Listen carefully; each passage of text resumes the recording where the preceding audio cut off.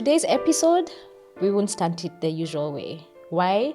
Because something has happened in our nation that has shaken us to the core. And more importantly, it also happened in a month that is a bit traumatic to most of us, leading to what happened last year. But welcome to Politically Connected, a podcast on everything politics and governance in Kenya and Africa.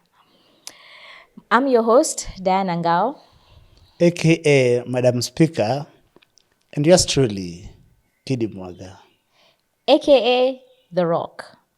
Now, even the lighting of today's episode has changed, purely because of the heavy matter we have in front of us, Kidi. Maybe for the audiences who are not with us in Kenya, we are talking about the murder of a young Kenyan blogger. He was also a teacher, called Albert Ojwang. When did you learn about this? Where were you?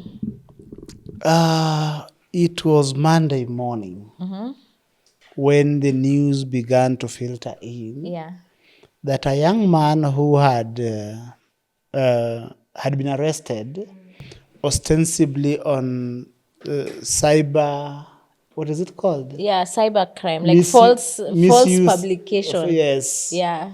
That he had published some articles on Twitter, ostensibly published some articles on Twitter against touching on a senior police officer. Yeah. And that this gentleman was arrested in Migori. In Homa Bay. Yeah. Then transported all the way to Central Police Station. In Nairobi. That's almost 400 kilometers away. How many hours drive is that? It takes almost 6 hours. Huh. So it was driven 6 hours away. Yeah. And that he hit his head on the walls and died.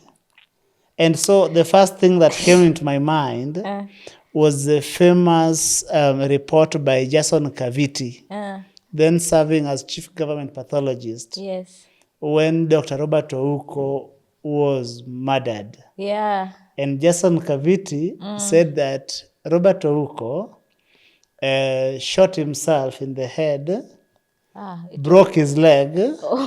After shooting himself in the head? Yes. Doused himself with petrol and then set himself on fire. My goodness. Yes. But what is this? You know, I learned about it actually on Sunday afternoon. And that was just when information is just trickling in. So we don't have the full story. And at that time, I can't say that I paid that much attention. Yes. But there's some serious facts that have come out in these past few days, since Sunday. Yes, Madam Speaker. About this case. Now, I want us to talk about his arrest. Yes. He was arrested by DCI officers on a piki-piki. Yes. So they say. And he was picked up in Homa Bay, and they put him now in a DCI car, which, by the way, the head of the DCI, Mr. Amin, says that he was treated very humanely. As if that is not the protocol. I mean, he's a human. He was meant to be treated as what? Yes. Then, on top of that, there's something that, for me, just didn't... That's what now made me feel like, there's something more to this. It was purported that when he was picked up, he was having lunch with his dad. Yes. And one of the officers, when the dad is asking, where are you taking him? Because, of course, he would follow. He says, utufuate, utapata maiti. You know, the good old book, the Bible tells us the power of the tongue. The power of the tongue. It seemed almost like I don't call it a confession because it was before the fact, but seemed more of like I'm telling you what we are going to do. I have followed this matter keenly, Madam Speaker. And for those who have had the good fortune of sitting in a criminal law class, know of something called conspiracy. Yeah. And conspiracy is defined as a group of people working together with a common intention to commit a felony. Yes. So what comes to mind is that was Albert Ojwang's murder because that is what it is. Murder most foul. Murder most foul, premeditated. And if it was premeditated, remember that the National Police Service, in its wisdom or lack of it, Or lack of it. decided to tell us that Ojwang committed suicide by in the police cell. hitting himself on the wall. He did not hit his head against the wall, but that is the report that we had from the word go. I tell my apology on behalf of the National Police Service because of that information. You know, by the way, I don't know if you watched that press conference. There were Yes. a number of unusual things, leave alone the press statement. Yes. Number one, there was the complainant. Let me call Yes. him the complainant, the Deputy Inspector General, Mr. Eliud Langat, who was standing behind the Inspector General. Yes. And then there was the other unusual thing was the chairperson of the Independent Police Oversight and Oversighting Authority, Yes. Mr. Isaac Hassan, also standing together with the same people he needs to investigate. Yes. But the body language of Eliud Langat Yes. was very interesting. Yes. As the IG is speaking, saying these things that he hit his head and then we took him to Bagathi, but he was pronounced dead upon arrival.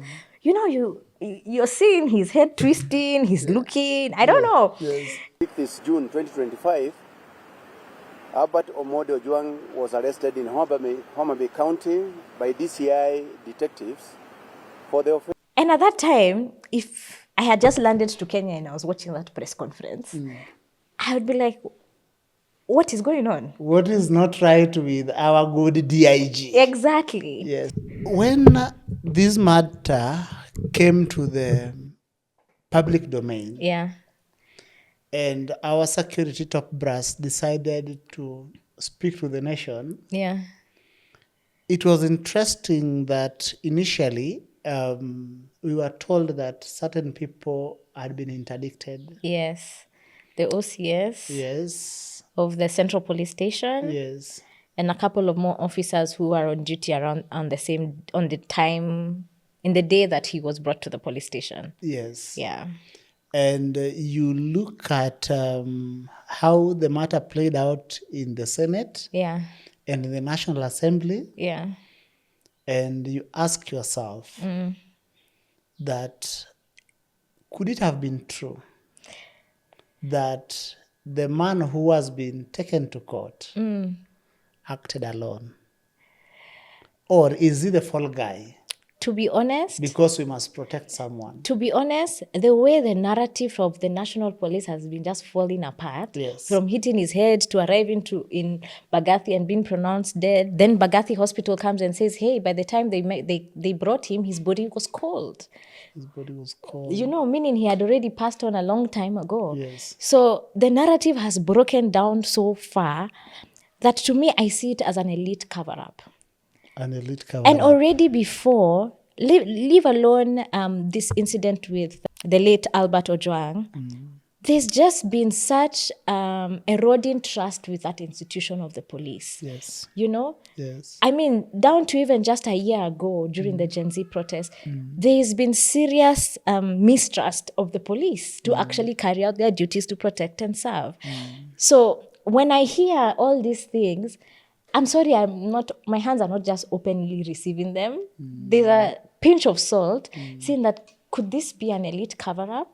Because it doesn't make sense to me how the man with the most motive has not even been interrogated. I'm not saying that he's guilty, Yes. but he was a complainant. Yes. And I mean, the whole point of investigations and even going to court is to prove beyond reasonable doubt, yes. you know? And Yes. what is angering me and what is so heartbreaking about this, that a life has been lost, Yes. and we are here just dancing about technicalities. Yes. And yet the law is very clear. Yes. I mean, you lawyers like saying that. The law is very clear. But we just seem to be dancing on the graves of all these people who've passed through extrajudicial killings, through police brutality. It seems as just another day. I mean, just appear in Senate, say some many things. You know, the IG appeared The IG appeared in Senate. Well, there was public uproar to have the DIG step aside or even resign for the investigations to take place. No, actually, even arrest. The people had already said, you know what, even arrest him.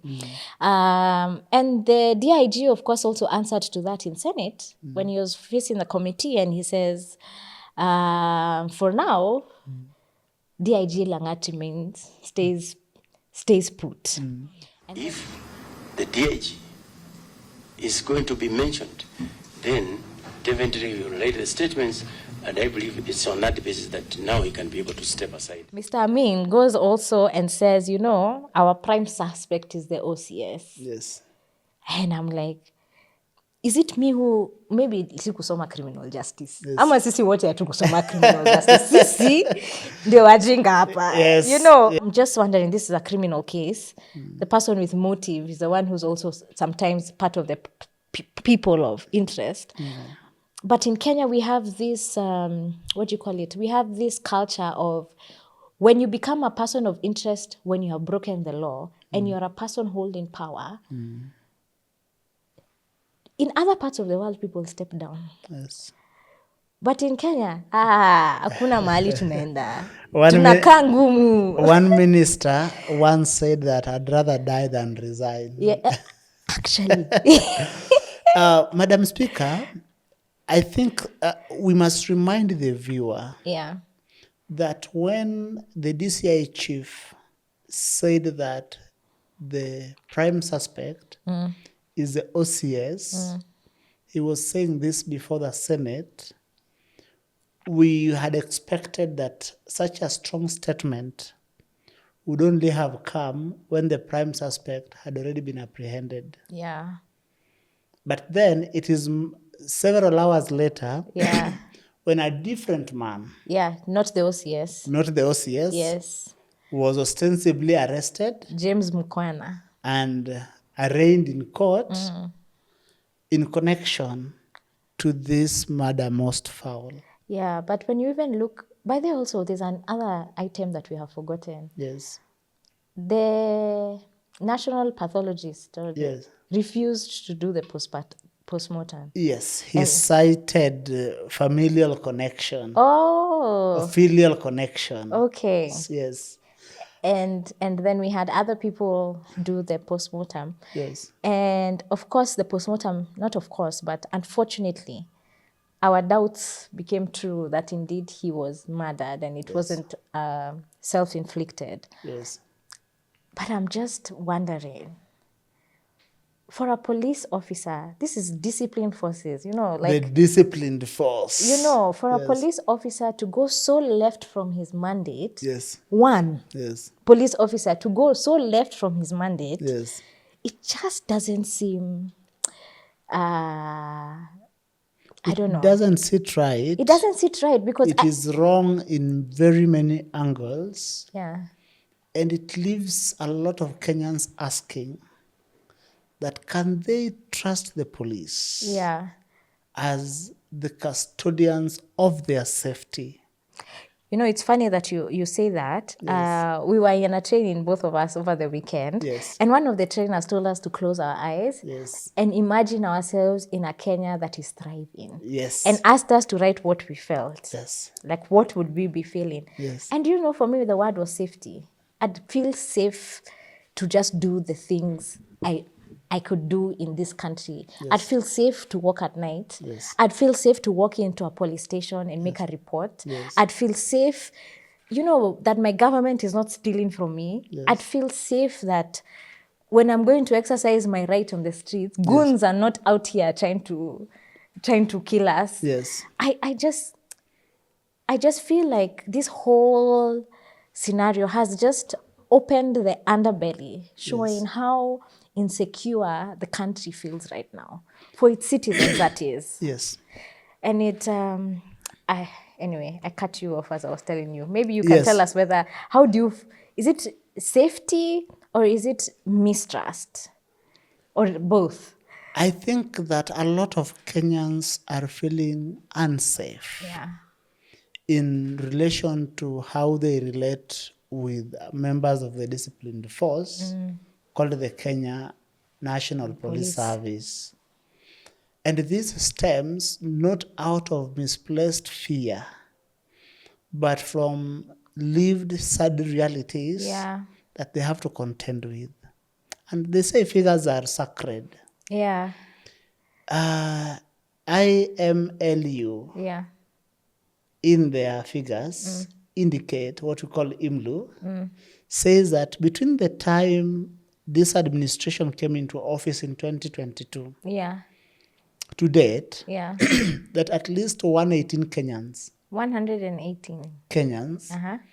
have died in the hands of the police. And yesterday, in the Swahili version of the Daily Nation, Yeah. what is it called? Taifa Leo. Taifa Leo. Yeah. There was a headline that ukatili umebobea umeongezeka chini ya William Ruto. Because of the position that you and I hold in society, Yeah. I was a little alarmed and I thought it was a case of sensational journalism. And so I decided to sit down with a pen and read that story properly. And so I decided to do independent research. Yeah. And the sad reality is that the figures that were indicated Yeah. in that news article Yeah. has been corroborated elsewhere by bodies like Kenya National Human Rights Commission, HRC. Yeah. by IMLU, and other media reports. That at least 118 people have been confirmed to have died since we elected this government. You know, it's something I even tweeted and I said, I don't know why. Maybe it is true also in other regimes. Yes. But it seems that the value of life in the most recent years in Kenya has really reduced. Yes. Like it is, that's why I'm saying it's like they are dancing around the graves of these people. You know, we had the president last year while he was being interviewed on a round table with journalists. Yes, after the Gen Z. Yes, and yes. and it's like, Protest. did he die? Yeah. You know? Mr. President, this boy, 12-year-old, took 8 bullets into the body of a 12-year-old boy. What would you tell the mother of that boy? That boy is alive, right? No, it's not. Kennedy Onyango died. You know, and I'm wondering where is the humanity in this? Leave alone the current case of Albert. Yes. There was also a case of a pregnant lady. Still in this week, by the way, it's not been more than 7 days. Just after this case, we're still dealing with this case, and then we hear this case of a lady who was arrested in Nyandarua County, taken to the police station. She was pregnant, and she was asking for help because she had gone into labor. Yes. And unfortunately, she lost that child. My God. And I'm like, where is the humanity? Where is the humanity of the police force? Yes. They are humans like us first. Yes. Before we even identify They are as brothers, they are sisters, Kenyans. they are Exactly. husbands. They live in the communities we live in. Yes. They feel the pinch that we feel. Yes. How is it that when they go to work and put on those uniforms, they turn into something else? Is it, and that is what I am asking here in this podcast today. Yes. It cannot just have happened just like that. Yes. There must have been something that has turned a national police service into almost something that is so inhumane. There must have been something. I mean, if we look at it historically, and I know there's something you did, maybe you can shed some more light. Yes, in the explainer we did around police brutality as politically connected, Yeah. we were tracing the history of policing in Kenya and how it started Yeah. and where we are. Yeah. In that explainer, and I invite you, dear viewer, to go and find it. One golden thread that runs through policing in Kenya is that the police has remained something akin to a killing machine from the time it was set up by the colonialists to the time we got independence, and through, there is very little time when people have felt entirely safe in the hands of the police. It has always been orders from above. It has always been orders from above was during Moi. Under Kibaki, it was gun them down. When that order was given by then Internal Security Minister John Mishuki. We remember, for the Mungiki sect. Yes, remember the broad daylight killing of Oscar Kingara and GP Ohulu along Mamlaka Road. Then under Uhuru, of course, we remember the infamous Yala River bodies. Yeah. And now we are here still lamenting. And we are asking, how many young people need to die for us to get to a point where we will say that we will reform our police into a tool of law and order, rather than a tool of brutality. And law and order that serves everyone. Yes. It needs to serve everyone. If I walk into a police station and I have a report, let it be handled with the same gravity someone else and the higher ups in society has. Yes. You know, the police should feel like if let's say I'm a lady who's undergoing gender-based violence and I'm running to a police station, it should feel like almost like a warm hug. Don't worry, we will get to the bottom of this and ensure that you are safe. Yes. But today, now that you're talking about even the historical view of the National Police Service and the things that have happened in that period, I'm starting to think that what we are witnessing is literally the complete, let me not say complete collapse, but the collapse of the institution in a whole. Yes. Why? Yes. Because it's been decaying for a while. Yes. You know, we saw it during the Uhuru Ruto era. Yes. We saw it during the Kibaki era. Yes. We saw it through the Moi era. Yes. There were some serious things or red flags, let me say it like our youth language. There were red flags that were there to show us to reform from the colonial mentality of the police. Policing, yes. You know, but each regime came and weaponized the police. And it gets worse. And also, not only weaponized them, I feel like it also stripped away their humanity. Yes. It stripped away their humanity because if you look at police housing. Yes. And Madam Speaker, you have touched what I would call a raw nerve, because it begins with how the police are trained. Yes. And if you look at all the reports that have been written around police reforms, from the work that was done by Philip Waki, to the work that was done by Philip Ransley, to the work that was done by Philip Alston, a lot of these Philips have dedicated their time. They are all Englishmen. And one thing that a recurrent theme is police training. And they've all indicted police training. They've said that training has been done in such a manner that we have produced beasts out of the young men and women we take to Kiganjo and all these other places. Then the second thing is housing. Most of our police officers have lived in deplorable conditions. Absolutely. And we cannot expect these people to preside over an orderly law and order when they are themselves are putting up in deplorable conditions with their families, with their wives and children, or with their husbands. Yes, and I want to even say that I believe that now this ignoring the welfare of the police is by design. Yes. Because if I can make you almost live hand to mouth, then I can control you. Yes. So we need politicians with goodwill Yes. to understand, you know, boundaries in terms of when we say this is an independent institution called the National Police, it is indeed independent. That just because I want to score a political point or I want to nataka kunyanyasa kidi kidogo, then I call my friend OCS where to come in and Pick Kidimwagi. to come and pick you. Because what we don't realize is an injustice to one person. Is an injustice. Imagine it sets against precedents. all of us. Because even what we are seeing here with the case of Albert Ojwang,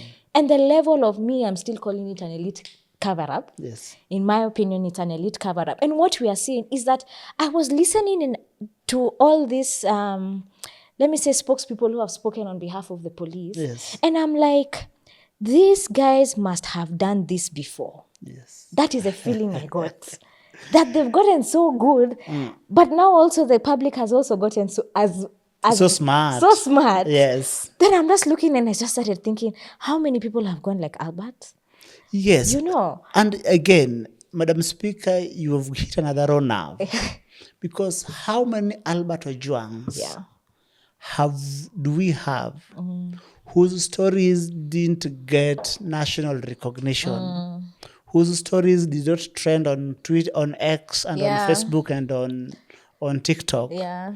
Whose bodies are lying in unmarked graves. Somewhere. Whose families are still looking for them. Yes. And by then, there are still families looking for missing people. Yes. From last year's protest. Yes. And down to even June 2023 protests. Yes. There are still people who are missing. Yes, that is true.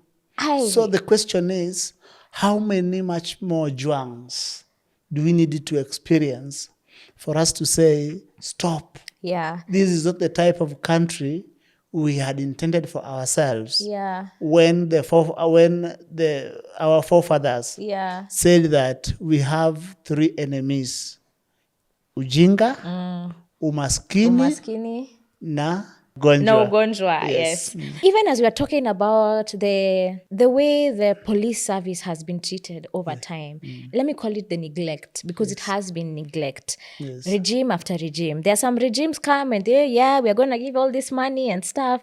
But I felt like a culture I see like a culture had stepped in. However, I'm not making a justification for police brutality. Yes. Neither am I making a justification for extrajudicial killings. I mean, we are human first. There are some things, you don't need the penal code to tell you whether it's right or wrong. Yes. The value of human life. It reminds me also in terms of June 25th protest, the actual day 25th. There was a young man who was shot. And his brother, who was in plainclothes police, was on those same streets. Yes. And we saw the brother in agony when he realizes that, damn. They've killed my brother. And I keep thinking about these policemen who see these young people come to the streets and all they are wielding, kiddie, are flags and phones. Can a flag kill you? Can a flag kill you? That you decide to just wield either, whether it is because people have been hit by canisters. Yes. That you target. I look at you directly and I'm targeting you with a canister. Yes. Maimed with this blunt, the buttons. Yes. And actually using live bullets.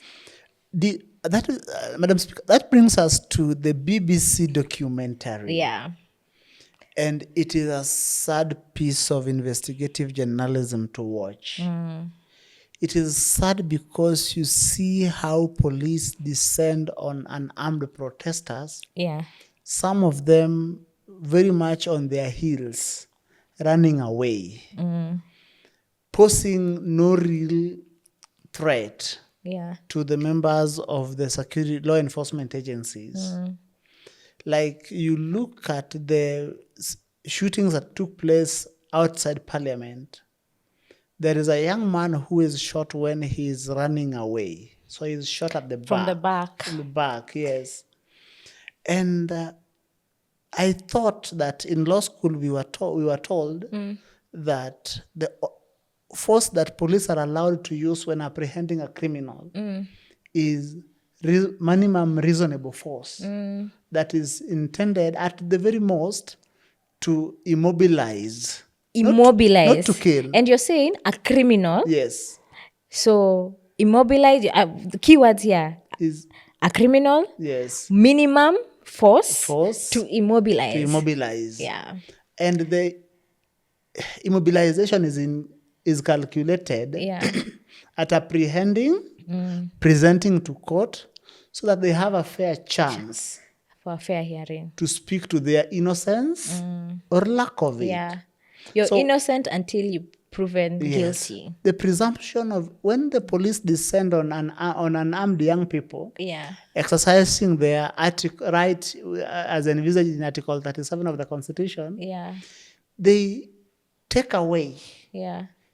one of the most intelligent innovations in criminal justice, Yeah. called the presumption of innocence. Yeah, that's true. Because when police find you protesting, like the law permits me to protest, and then you are shot dead, you have got no chance. To even speak your side Yes. of the story. Yes. It is just unfortunate. As you're speaking, and I'm just realizing that the issue of the police is not just a Kenyan thing. Yes. Because when we look at also the East Africa, our neighbors, Yes. we had our own citizen tortured in a police by the police of a foreign nation. Yes. We also had another foreigner abducted in our, Yes. and I'm just starting to think that our leaders are becoming too comfortable eating the fruits of colonization, when where we should be focusing is breaking down these pillars of colonization that makes us remain shackled. Decolonize. Kabisa, like every single year, as we make every single policy, everything, we should be thinking of decolonizing our mindset, our land, our laws, to ensure that it fits to the African man and the African family setup and the community.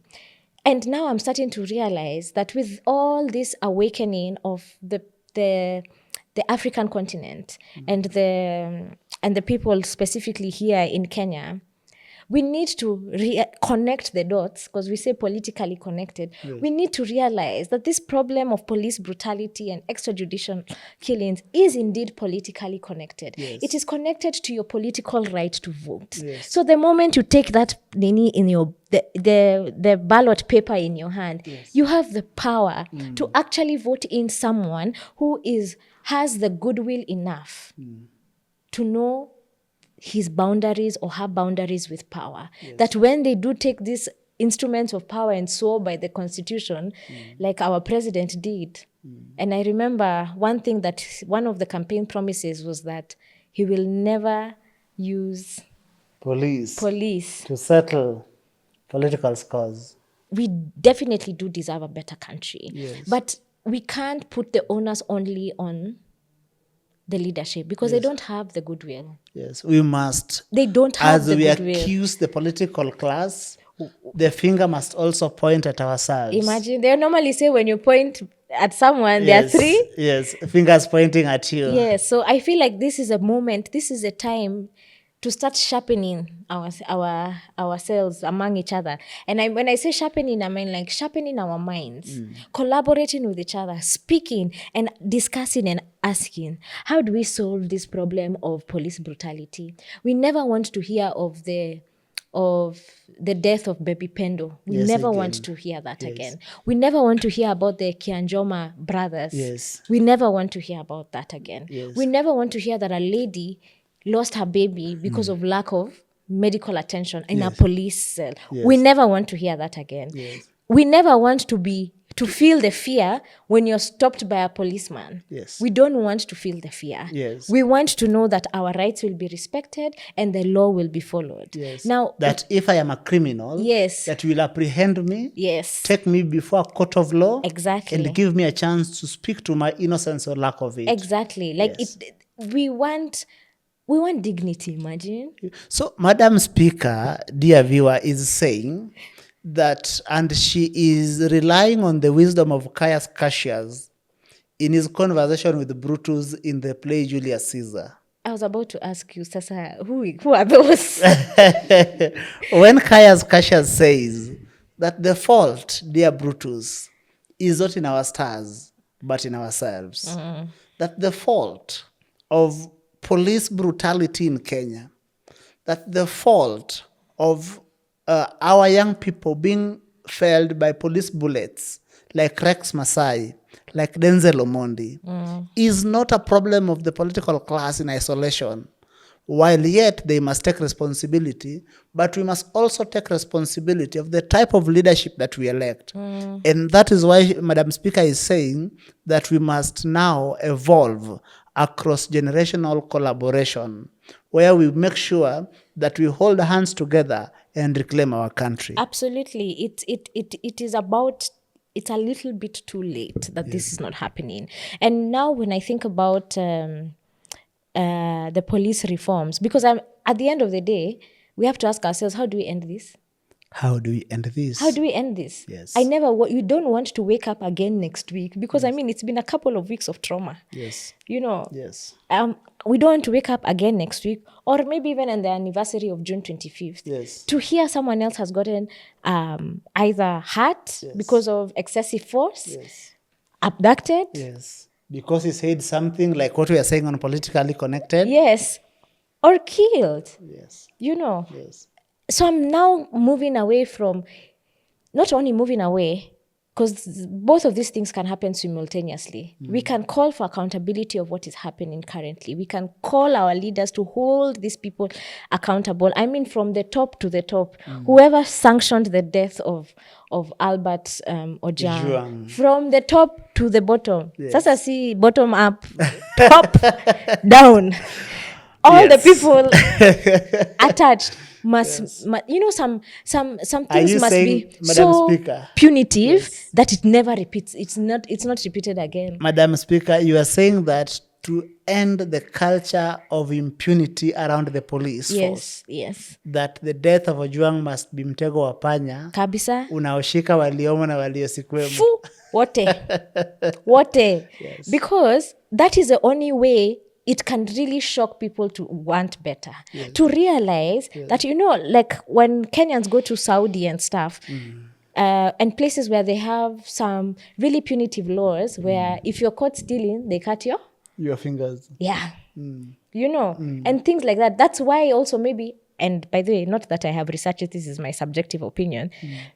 That's why some of these places, you don't find that much levels of crime, because the laws are so punitive that no one even wants to touch it.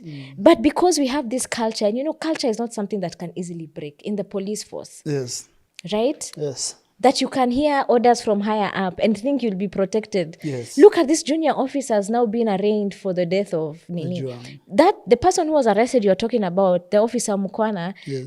I saw details on social media where I don't know whether they are verified or true, but it alleges that he wasn't even he had finished his shift by the time Albert Ojwang. But I mean, whoever was investigating and picked deemed it fit. Exactly. And he said, you know what? He fits the profile of the person who we can suspect. Look at it this way, that when the matter of Ojwang pilfered into the internet and public anger was building, our political leaders, particularly in the Senate and the National Assembly, decided to turn this matter into a reality TV show. And each one of them was scrambling to use this moment to score political points. And to tell their constituency back home that, see me, I am holding police accountable. Yeah. Yet we still have those who died in the hands of the police, who have died in the hands of the police since 2022, whom they have not spoken about. Yeah. And while that again is happening, we have not had a chronological narration that is intelligent and convincing on exactly what happened. Yeah. Because what we should hear is that when the good DIG, Eliud Langat, filed a report. Yeah, it took us the number of days. Yes. Then what happened? Was it the local OCS who then ordered that let this Ojwang be arrested in Homa Bay? Yeah.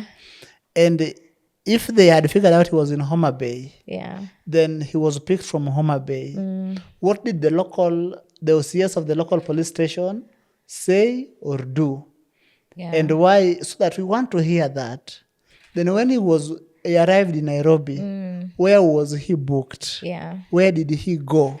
At what point? What so that did he eat? We what want did to he know. eat? By the way, Yeah. the DCI chief is saying he was treated very well. Did they buy him chicken? No, I mean, but when you say treated very well, are we supposed to clap for you? Yes. The person still has rights. Yes. Even when you arrest them, Yes. they still have They rights. they don't stop being human beings. Imagine, Yes. even if they want to go to the toilet, they have the right. Yes. I mean, at least, no, I can't even say this, at least, they did honor part of his rights to give him back his phone, Yes. to make a phone call, which was recorded, and I think we've had the recording of the Nini. And there's also reports that says that he did call his wife when he landed in Nairobi to say that he's in Nairobi. So by the DCI chief saying that he was treated so Well, that is the mandate of the police: protect and serve. Yes. Utumishi kwa what? the criminals and the Yes. non-criminals. Everyone, the suspects Yes. must be treated with dignity. Yes. Yes. The only place, the only institution with capacity to determine one's guilt Yeah. or lack of it thereof is the court of law. Yeah. And for the rest of us, we like to say a court of competent jurisdiction. Competent jurisdiction. Yes. You know, and I really hope, now that you're talking about that, I really hope Yes. that, you know, we've seen swift court processes happen before. Yes. And I really hope that they accord this matter that swiftness and urgency, because the delay in settling, in getting to the bottom of this, Yes. is really just a big middle finger. Let me Yes. just say it as it is. Yes. To not just his family, he left a child behind, Yes. but to also other Kenyans, to show that, you know what, us who wield the power that you gave us, we can do whatever we want with it. At Politically Connected, we are sending a plea to all Kenyans who can find time to watch brief in the matter of the murder of Albert Ojwang. Yeah. To please do so that we are able to turn this trial into a public inquiry into how the police conduct their business in relation to the people of Kenya. Actually, that's a good point. Yes. That one of the things we should be asking is a public inquiry Yes. to all this. Yes. And everyone must be held accountable. Yes. Down, top To bottom. to bottom. And down to also the police. I thought we said it was bottom up. Hapana, hapa sasa, even the highest of highest must be held accountable for such actions. It's not every day that this happens. I mean, maybe it has been a norm, but we cannot continue to let it. You know, I want to even laud the influencers, the social media influencers, who have come together and they did this creative video. And the words were so heavy and pregnant with meaning. And saying that, you know what, we will not be next. Because imagine... Kenyan youth who dares to speak the truth now lives in fear. Fear that a Subaru may come and whisk them away at night. Not for stealing, not for killing, but for speaking. Speaking against a broken system. A system feeding on our future and our resources. Some of us have been tortured and brutally silenced. Some of us have disappeared. No one knows where to. None of us dies in silence anymore. If they kill one, they kill all. If they want to kill, let them kill all of us. We are millions. We are not afraid to speak. You can't kill the truth. We will not be next. Today, we say enough. Enough is enough. Tumechoka. We will not be next. Enough is enough. Will not be next. Enough is enough. We will not be next. Enough is enough. We will not be the next. Enough is enough. We will not be next. Enough is enough. We will not be next. Enough is enough. Tumekata. We will not be next. Enough is enough. We will not be the next. Enough is enough. We will not be next. Because imagine, by the way, Kidi, it could be any one of us after this. It could be any of us. So if we let this slide, my goodness, it could be our brothers and sisters, our younger brothers and sisters who are caught up in cells and don't come back alive. You know, there could be someone who's just walking around and being suspected and they don't come back. We can't let this slide. We can't absolutely imagine. Kenya ni home. From the institutions, the private sector, to us, to the public intellectuals, to the media, every single one of us, even to the legislators themselves.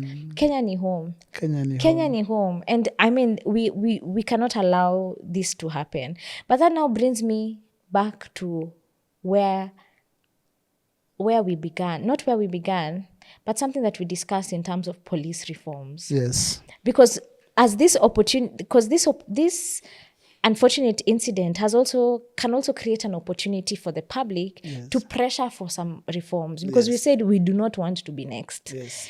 And one of the things you've said is a public inquiry. Yes, we must turn this trial into a public inquiry into how the police conduct their business. Yes. In relation to the people of Kenya. Another thing I want us to do is perhaps be more vigilant on the monies dispensed to the National Police Service. Yes. We must demand for more dignity to our police members. Even though they have wronged us, they are still Kenyans. They are Kenyans. The National Police Service remains a critical institution in safeguarding not only our constitutional democracy, but also our sovereignty. Yes. So we still insist that we must see greater care extended to the National Police Service. Yes. To ensure that the members of the National Police Service live in dignity, that the question of pay and welfare are not relegated to second thought. That let us pay our police officers well. Yeah. That way, in a small way, we might be able to deal with the question of persistent corruption in the service.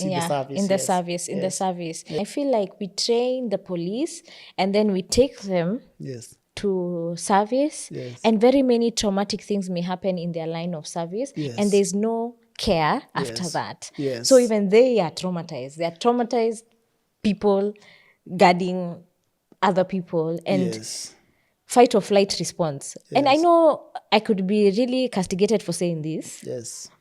Because right now, all of us are more of like, the police are not our friends. But I want us to remember that they are Kenyans like us, and they live in this society. They live in this. They're our sisters, they're our brothers. They do live in this society. And we must appeal to them to remember their humanity. Yes. That even though the system has worked against them in terms of their choice to decide to join the police force, that they must remember their humanity in times of need. And especially times of care like now, when the country is literally like a boiling pot, Yes. It's like a boiling pot, and we really want to care for this country and not to break it. Public frustration is sky high. And mistrust. Mistrust, yes. I keep wondering, how do you govern when they don't trust you? It seems like a movie we are living in, because the unfortunate incident happens with Ojwang. Yes. Right? Was it on Monday? Yes. And then on Tuesday. The good PCS. The prime CS is on the papers telling young people, wewe, hapana jaribu. Huko social media tutakupata. We will track you down. Yes. You be careful about what you do and what you say. Yes. And then on that same spread, and whoever is the newspaper editor for the Standard, hats off to you. But in that same spread, there's a column from Justin Muturi, our former Attorney General and Minister, talking about how the police are killing the youth. Yes. That juxtaposed reality, because the reason why to most of us are seeing that the youth are being killed is because they have become vocal. They are showcasing their public dissent to what the government is doing. And then the government, one of the high ups in the government, I even want to read what he actually said. Wacha niwasomee. It says, and do not count on hiding. Anonymity is a myth in this digital age. Security agencies and data firms can track every click, every post back to you. Your choices today could limit you and your family's opportunities tomorrow. That is not fear-mongering, it is reality. Now, those words seemed a bit more chilling for me, when you think about the case of Albert Ojwang, because his charge was false publication. Yes. That there was there's a standard newspaper, a false standard newspaper, front page, yes, that called DIG Eliud Langat a mafia cop. Mm-hmm. But when you read this, it's like, don't count on hiding. Mm-hmm. And it will limit your actions today, will limit opportunities for you and your family. And that is the unfortunate reality that happened to our young man, who was even scared, calling his friend, asking, have you ever been caught? Will I be safe? Will I be safe? In the police cells. Imagine. Madam Speaker, we say that when a hyena wants to eat her own children, she accuses them of smelling like goats. So now we are being accused of smelling like goats. I think the government is already preparing an environment where it would clamp down definitely on the freedom of expression. And I think that the government and those in power must agree that this country belongs to all of us together. And we will either collaborate together to make it a better country, or nothing will work, because I do not think that intimidation, even to the point of death, will hold the young people back. Because if it is killing, how many will we kill? Yes, and I mean, the time has come for this revolution. Yes. And nothing can stop it, unfortunately, because Kenya is pregnant. Yes. To give birth to a new nation. Yes. We are tired of the old ways of doing things. Yes. We are tired of just saying, you know what, maze usicheze na polisi hiyo ni moto. Yes. You know, yes. We are tired of whispering. We lived in a reality of Kenya where people could not mention the president. They could not gather to discuss politics the way we have bunge la wananchi. Yes. If you met 5 people, you would be apprehended. And if your chief didn't know that the 5 people are meeting, you had to go and get actually authorization from your chief. Yes. So whether it was a birthday or even a Bible study, you needed to get authorization from your chief to gather. Yes. So we've come from that reality. We cannot go back. Yes. We cannot go back. So but I hear what you're saying, that we are being accused of smelling like goats. We are smelling like goats, ready for... So we can become the dinner. The nyama choma. We want to say the names of these people who have unfortunately died in the hands of the police. Yes. Because we can't forget. We cannot forget where we've come from and what we've been through. Yes. Yeah. David Chege, Erickson Chalo, Eric Shieni, Kevin Odhiambo Maina, Ibrahim Kamau Wanjiro, Ernest Kanyi, Wilson Sitati, Rex Kanyike Masai, Abdi Kadir, Evans Kiratu,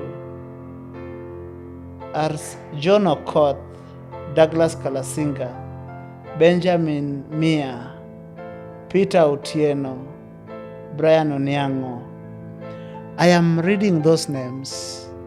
They might not ring a bell, but those were bubbly Kenyans, full of life, pursuing their ambitions, the dream of a better life for them and their children. But unfortunately, they were killed by our own law enforcement agency. Not because they were criminals, and even if they were, Kenya is a constitutional democracy. Until when will we die in the hands of the police? That is the question. And to the policeman wearing the uniform, you may wear your uniform, your hat, and that katag here written Itumishi kwa wote. You may carry a gun and a baton that makes you feel more powerful than the rest of us. But at the end of the day, you're Kenyan. Yes. The blood that is spilled on these streets of these young people, and it's not foreign blood, it is blood of your fellow Kenyan people. Yes. The orders, the unlawful orders that you're getting, whether it is to shoot or maim innocent Kenyans, because they have not yet been proven guilty, innocent Kenyans and innocent protesters, one day could be your brother or sister. We understand the neglect that goes on in your service, in the institution of the police, but that doesn't mean you lose your humanity. Yes. Because this country is the only country we know. And to the politician who is weaponizing this police service, remember, power is transient, and the precedents you set today will bite you tomorrow. This is not things as usual. You don't grasp on power and use it however you want without any consequence. So let us be sober and all agree as Kenyans that enough is enough. No more bloodshed. No more bloodshed. And justice must be served without delay. See you in our next episode. If this episode touched you, please share it with someone next to you. If this episode enraged you, please donate your voice to the families like the family of Albert Ojwang to demand for justice. And more importantly, if this episode opened your eyes, then join us as we continue remaining vigilant and ensuring that we liberate our country, because we said we are not going back, and neither will we be next. See you next time in a screen near you. I forgot to say subscribe and all those things, but you guys know what to do, sindio? Fanyeni hiyo mambo, tuonane next week.